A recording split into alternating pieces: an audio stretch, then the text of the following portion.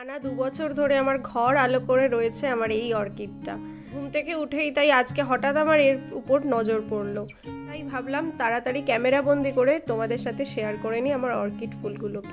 Hello friends and family, welcome to another blog of বিলেতে বিরাজ। আজ সোমবার, আর দেখতে দেখতে ম্যানচেস্টারে একা একা 6টা দিন কাটিয়ে ফেললাম।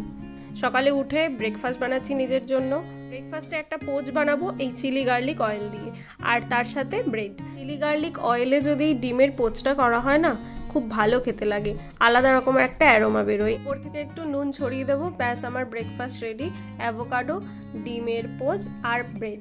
আগের দিন কস্কো থেকে 1 প্যাকেট বড় অ্যাভোকাডো কিনে নিয়ে এসেছিলাম, হাফ খেলাম আর হাফ আবার রেখে দিলাম, কালকের জন্য ব্রেকফাস্ট বানাবো। লাঞ্চে আজকে বানাচ্ছি দই বেগুন।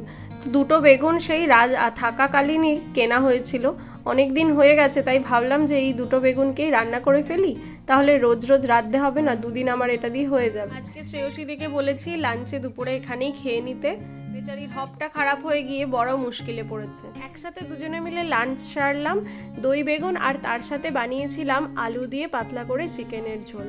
আজকে রাতে আবার একসাথে আমরা খাবো।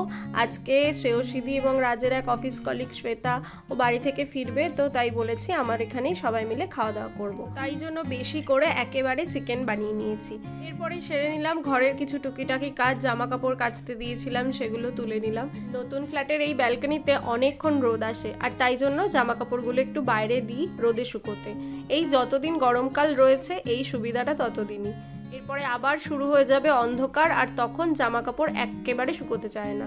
এখানে এরকম ড্রাইং র্যাকগুলো কিনতে হয়, এগুলো ছাড়া বারান্দায় জামা কাপড় মেলা অ্যালাউড নয়। বিকেলবেলা একটু বেরোলাম, আজকে আলু শেষ হয়ে গেছে একেবারে, তো সেই জন্য একটু আলু কিনতেই হবে। শ্রেয়সীদির অফিসের পরে বিকেলবেলা বেরোলাম, আর অপেক্ষা করছি শ্রেয়সীদির জন্যই। গরমকালে ওয়েদারটা এখন খুব ভালোই থাকে, তাই বিকেলে বেরোতেও বেশ ভালোই লাগে।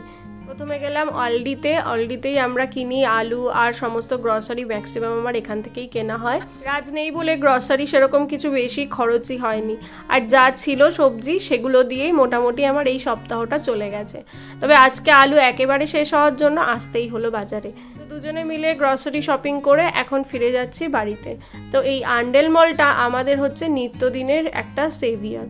এখানেই মোটামুটি সমস্ত জিনিস আমরা পেয়ে যাই, গ্রসারি থেকে শুরু করে জামা কাপড়, সমস্ত কিছুর জন্য আমাদের এই আন্ডেল মলেই আসতে হয়, যেটা বাড়ি থেকে মাত্র 10 মিনিটের দূরত্বে। শ্রেয়সীদির যে কেনা জিনিসপত্রগুলো রাখতে গেলাম শ্রেয়সীদির বাড়িতে। ওর ব্যালকনি গার্ডেনেও দারুণ সুন্দর সুন্দর সব ফুল ফুটেছে। এই ফুলটা আমার কাছে আছে গোলাপি, আর ওর কাছে আছে লাল রঙের। এখানে খুব অল্প যত্নেই এই ফুল গাছগুলো দারুণ ফুল দেয়। সারা বছর ধরে এই ফুল গাছগুলোর খুব একটা যত্নই করতে লাগে না, তবে শীতের সময় শীতের হাত থেকে একটু বাঁচিয়ে রাখলেই হলো, গরমকালে ঢেলে ফুল হবে। এই ভিউটা শ্রেয়সীদির বাড়ি থেকে খুব ভালো দেখা যায়। হাইওয়ে থেকে বাস যাচ্ছে, নিচ থেকে যাচ্ছে ট্রেন আর ট্রাম। অন্ধকার হয়ে যাওয়ার পরে যখন সিটি লাইটসগুলো জ্বলতে থাকে, তখন অপূর্ব সুন্দর লাগে এই জায়গাটা। আর পূর্ণিমার দিনও চাঁদটা পুরো এর মাঝখান থেকে ওঠে, দারুণ ভিউ এখানে, আর দূর থেকে পাহাড় দেখা যায়। জিনিসপত্রগুলো ওর ঘরে রেখে তারপরে চলে এলাম আমাদের ঘরে। অনেকক্ষণ ঘোরাঘুরি করে ফিরে এলাম, তাই একটু ভাবলাম দুজনে মিলে চা খাই। এখন রাত হতে হতে তো প্রায় 9:30 বেজেই যায়, তো বিকেলবেলাটা অনেক লম্বা থাকে, তাই কিছুতেই সময় কাটতে চায় না। যদিও বেরোলে অনেকটা সময় কেটে যায়, তবে একা একা থাকলে একটু সময় কাটানো মুশকিলই বটে। শ্বেতা বাড়ি থেকে মিষ্টি আর পুরীতে ঘুরতে গেছিল, তাই পুরীর একটা খাজাও দিয়েছে। একসাথে মুভি দেখলাম, গল্প করলাম, আর বেশ আড্ডা ভালো হলো। আর তারপরে খাবার দাবার তো সব রেডিই ছিল। আর এর সাথে আজকের ব্লগটা এখানেই শেষ করছি, দেখা হবে নেক্সট ব্লগে। Stay tune and thanks for watching, bye bye. ওঠো।